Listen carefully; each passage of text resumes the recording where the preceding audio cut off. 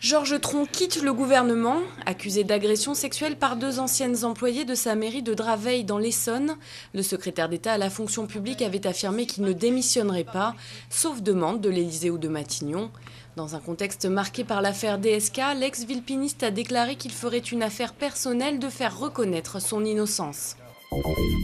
Je n'ai rien à voir avec Srebrenica. Ratko Mladic dit ne pas être responsable du massacre de 8000 musulmans en juillet 1995. Le chef militaire des Serbes de Bosnie a été arrêté jeudi après 16 ans de cavale. Inculpé par la justice internationale, il pourrait être transféré à La Haye dès lundi. Ses partisans se préparent à manifester dimanche soir. Toujours aucune nouvelle des 3 humanitaires français disparus samedi dans le sud du Yémen. Selon les autorités locales, l'homme et les 2 femmes auraient été enlevés. Une information que n'a pas confirmée le Quai d'Orsay. L'ONG lyonnaise qui emploie les 3 jeunes Français a annoncé rapatrier la majorité de son équipe. Alerte sur les primeurs après la mort d'au moins 10 personnes en Allemagne. En France, 3 cas suspects sont en cours d'investigation. L'origine de la bactérie reste indéterminée, mais les soupçons se portent vers des concombres espagnols. Les lots suspects ont été retirés de la circulation dans plusieurs pays européens.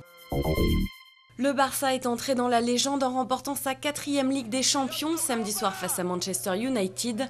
Les Catalans se sont imposés 3-1 grâce à une démonstration de jeu spectaculaire, orchestrée notamment par l'Argentin Lionel Messi.